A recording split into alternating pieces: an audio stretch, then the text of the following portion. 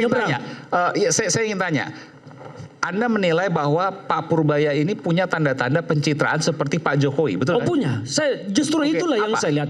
Dari banyak celotehannya, beliau kan ini kan saya memahami betul bagaimana kondisi psikologis masyarakat kita beberapa bulan terakhir ini kan sangat seperti putus harapan.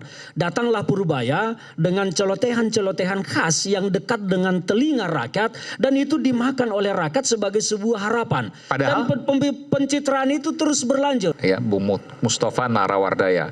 Soal gaya komunikasi luar biasa. Dicintai itu nomor satu. Soal nanti cara kita bisa bicara belakangan. Kurang lebih gitu ya Bang? Yes. Oke. Bu Ferdinand silakan. Ada komentar soal ini. Baik, makasih Bang Aiman. Saya melihat teman saya Bang Said Didu sama Bung Tova ini kayaknya belum kapok menerima pejabat yang tiba-tiba muncul dengan sejuta pencitraan. Saya orang yang kapok dengan itu. Saya orang kapok dengan kapok itu. Saya sejuta pencitraan. Iya, saya masih ingat Jokowi bekas pendukung masalahnya. Apa itu obligasi? Obligasi itu utang. Ngapain ngutang uangnya banyak? Elah nggak taunya dia yang bikin utang paling banyak. Nah, saya khawatir Purbaya ini begitu. Baik, kita bicara tema malam ini. Emang tanda-tandanya ada? Oh sangat. Di mana? Saya melihatnya sangat. Dari mengorganisasi tim media sosialnya menurut saya luar biasa. Mengorganisasi tim media sosial. Pak Purbaya punya tim media sosial? Oh, punya. Akun aja nggak punya? Punya. Purbaya punya akun media sosial 2. Akun pribadinya Purbaya Yudisadewa dan Menteri Keuangan. Kalau Bung Tova tadi bilang nggak punya akun media sosial, dia punya 2 akun. Purbaya 1 akun pribadi itu centang biru loh. Kalau centang biru itu terverifikasi. Sama akun Menteri Keuangan. Jadi ada 2 akunnya. Menteri Keuangan ini yang lama? Baru. Itu 2 akun itu terbit Kementerian Keuangan. Akun itu terbit setelah beliau dilantik menjadi Menteri Keuangan dan followernya mendadak membuncah sampai ke langit ke-7. Itu luar biasa. Jadi ada 3 akun ya, Kementerian Keuangan itu yang resmi. Nah itu yang lama maksud saya. Akun Menteri Keuangan itu akun yang baru. Dan kalau Pak Purbaya sudah lama. Akunnya. Purbaya itu juga 2 akun ini lahir September 2025 ketika beliau sudah dilantik. Oh, 2 akun ini? Akun Yudi Purbaya itu sudah punya pengikut 1,6 juta dan satu lagi 449.000 sekian. Oke, ada tim media sosial, Anda tahu itu?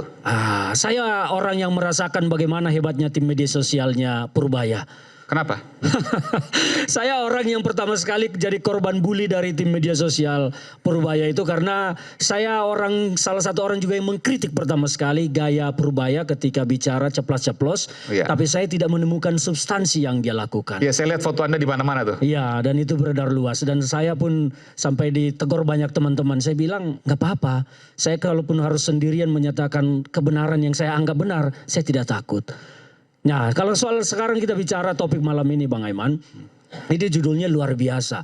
Akankah Purbaya meriset Indonesia? Riset Indonesia ini kalau bicara riset berarti kembali kepada dasar, pondasi, kepada konstitusi. Dan saya tidak melihat bahwa Purbaya bisa melakukan riset Indonesia itu sendirian. Maka kalau Bung Said Didu tadi mengatakan butuh Purbaya di banyak tempat, itu pun saya khawatir kalau kebanyakan Purbaya justru kita hanya akan menyaksikan celotehan-celotehan yang tidak substansial. Saya mau langsung masuk ke poinnya Bung Aiman supaya teman-teman kita, mahasiswa dan rakyat ini paham apa yang saya maksud. Kemarin riuh soal menyimpan uang gas daerah, uang daerah di bank. Itu pun menjadi kontroversi dan dibantah oleh beberapa gubernur. Salah satu bantahan yang terbesar keluar dari Deddy Mulyadi, sahabatnya Bung Tova. Beliau mengungkap sampai mengejar ke Bank Sentral, Bank Indonesia bahwa apa yang disampaikan Purbaya itu tidak akurat lah. Disinformasi kita anggap ya. Poinnya adalah saya melihat bahwa Purbaya ini kalau kita bicara aturan ya, aturan yang mengatur pengelolaan keuangan daerah itu adalah PP 12 tahun 2019, turunannya adalah Permendagri nomor 77 tahun 2020. Ya, itu aturan yang mengatur pengelolaan keuangan daerah dan di sana tanggung jawab pengelolaan itu adalah kepala daerah. Menteri Keuangan, kalau kita bicara peraturan Presiden tentang Kementerian Keuangan Perpres 158, itu mengatur kewenangan Menteri Keuangan itu adalah mengatur membuat kebijakan fiskal, menyusun RAPBN, dan kemudian menjadi bendahara negara dan mengatur kekayaan negara untuk diredistribusikan kepada rakyat. Di sana tidak ada tercantum bahwa Kementerian Keuangan atau Menteri Keuangan itu boleh bicara tentang kas daerah. Oke, ini artinya nyebrang. Tapi saya ingin tanya, saya ingin tanya.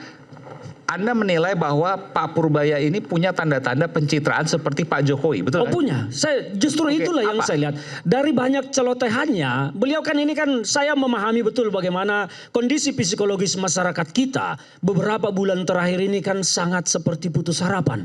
Datanglah Purbaya dengan celotehan-celotehan khas yang dekat dengan telinga rakyat dan itu dimakan oleh rakyat sebagai sebuah harapan. Padahal? Dan pencitraan itu terus berlanjut. Maka saya mau sampaikan tadi salah satunya soal keuangan daerah. Saya mau menantang Purbaya. Berani tidak Purbaya membuat aturan. Karena kalau dia punya kewenangan membuat aturan. Berapa lama daerah itu boleh menyimpan uangnya di Oke, bank? Anda mau menantang Purbaya. Saya menantang Purbaya di situ. Saya coba panggilkan ini. Ada bisa dipanggilkan? Saya menantang Purbaya di situ. Karena kan beliau Anda bilang mau menantang ini. uangnya Sebentar ini. uangnya didepositokan, dia protes terus ditaruh di giro katanya lebih rugi Bang lagi. Ferdinand. Ya kan? Oh ya. Oke, ini kita hadirkan langsung. Oke, kita beritahu. Ini gondrong katanya, ini AI. Ini Purbaya umur 22. Oke, pinjam ya, Bung Said ya. Jadi Anda mau ditantang sama Bang Fer. Oh nih. Iya, saya boleh lanjutkan dulu sedikit ya supaya tidak terputus. Iya, Ya, coba. karena protesnya Anda dibilang katanya pencitraan aja. Ini bukan Purbaya tapi Parubaya. Parubaya. Parubaya. boleh saya tuntaskan dulu sedikit supaya tidak misleading nanti pemahamannya. Nggak, tapi nanti saya berikan kesempatan. Tapi intinya bahwa pencitraan itu melekat di dalam Pak Purbaya. Ya menurut saya. Mirip-mirip Parubaya lah gitu. Ya, Gimana? ya itu sifat asli manusia ya Pak ya. Karena saya ya begini adanya. Jadi mantap. Tapi biasanya Pak Purbaya ada bodyguard di belakangnya. Ya ini bodyguard saya ada 2 Parubaya. Kenapa bawa bodyguard? Banyak musuh? Ya buat jaga-jaga aja. Karena kan saya dibilang seperti koboi. Jadi saya harus ada Tapi bodyguard selalu. saya terus terang Anda lebih mirip anaknya ketimbang Pak Purbaya. Banyak yang bilang saya mirip Atun katanya. Iya betul katanya. Oke, apa yang Anda mau sampaikan? Silakan. Saya sih ingin menyampaikan, saya ingin memberantas semua korupsi, korosi, karang gigi, semuanya akan saya berantas.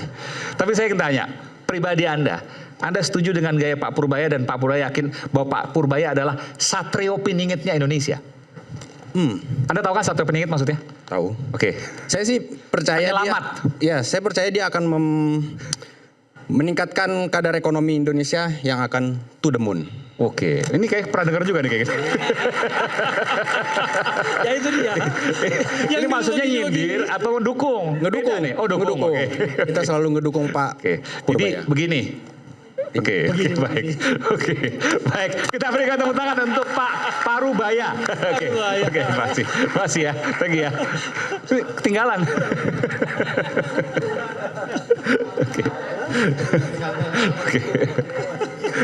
Oke, sekarang kita berikan tepuk tangan. Silakan Pak Ferdinand. Ya, karena Pak Purbaya ini kan pengen anggaran daerah itu segera dibelanjakan, belanja supaya masyarakat merasakan. Tapi Pak Purbaya kan harus paham juga bahwa ada aturan bagaimana belanja daerah itu bisa dilakukan. Contohnya, uang mengendap. Kenapa mengendap? Itu kan harus diketahui. Ada uang dari pajak kendaraan bermotor, PBB, pajak macam-macam masuk ke kas daerah. Mungkin ada transfer dari pusat, dana alokasi khusus atau alokasi umum. Dan itu pembelanjaannya kan menunggu jadwal-jadwal tertentu seperti proyek. Proyek itu tidak bisa ditenderkan sekarang udah langsung bayar kan tidak bisa. Menunggu proses tender sebulan, pelaksanaan mungkin 2 bulan, 3 bulan baru bisa dibayar. Dan itu kan uang akan mengendap di rekening kas daerah. Nah ini kan yang tidak bisa dilakukan oleh daerah-daerah itu bagaimana supaya uang ini cepat bergeser dari kas daerah. Nah Pak Purbaya kan pengen uang ini jangan lama-lama ngendap. Jangan didepositokan, jangan digiro, terus mau dikemanakan. Nah itu yang mau saya tantang Pak Purbaya untuk memecahkan persoalan. Jangan hanya menyindir tetapi tidak memberikan solusi. Ini kewenangan Pak Purbaya, berani tidak? Pak Purbaya membuat aturan bahwa uang di daerah itu paling lama boleh bertahan 3 bulan contohnya. Lebih dari 3 bulan Anda melanggar. Jadi supaya ada solusi. Ini akan membuktikan bahwa Purbaya tidak sekedar pencitraan tetapi memang benar-benar akan melakukan sesuatu Kalau perubahan. sekarang kenapa Anda sebut pencitraan soal dana mengendap daerah ini? Ya saya sudah jelaskan tadi, mengeluarkan uang daerah itu tidak gampang, tidak mudah. Butuh proses karena tidak seperti kita punya warung, beli di warung, punya duit di kantong, beli Langsung barang di keluarin. warung, langsung keluar. Seperti proyek, mungkin ada proyek 100 miliar, uangnya udah masuk melalui PBB, melalui pajak kendaraan bermotor, pajak segala macam lah. Itu kan mengendap sebelum jadwal waktu pekerjaannya selesai untuk dibayar, mungkin 3 bulan, 2 bulan. Karena mulai proses tender sampai pembayaran itu, kalau diikuti Kepres, pengadaan barang jasa, aturan-aturan lain, itu kan butuh waktu yang tidak sedikit. 3 bulan, 4 bulan, kalau proyeknya makin besar bisa 6 bulan. Nah inilah yang membuat daerah-daerah itu kan uangnya seperti mengendap tertahan. Ya mungkin saja memang ada kepala daerah, masih pembayaran 3 bulan lagi, depositokan dulu deh 2 bulan, 3 bulan lumayan. Jadi apa yang disampaikan oleh Pak Purbaya, apa yang diminta oleh Pak Purbaya nggak masuk akal, betul? Sebutkan tidak masuk akal. Benar yang dia sampaikan soal bagaimana uang ini bisa cepat bergerak. Tetapi uang ini supaya bisa bergerak harus aturannya Ya, dirubah. ya, oke, Itu oke. yang saya tantang ke Pak Oke, itu Purbaya. satu. Berani Yang kedua? tidak membuat aturan itu. Buatlah aturan itu bagaimana supaya uang di kas daerah itu di daerah itu tidak boleh mengendap Oke, lebih dari 3 oke. bulan. Saatnya Gen Z tentukan arah. Dialog inspiratif bersama narasumber terkemuka. Generasi muda melek finansial di era digital. Workshop beauty class. Audisi calon jurnalis muda iNews. Live stage performance musisi tanah air. iNews Media Group Campus Connect 28 dan 29 Oktober 2025. Connecting Ideas, Inspiring Future.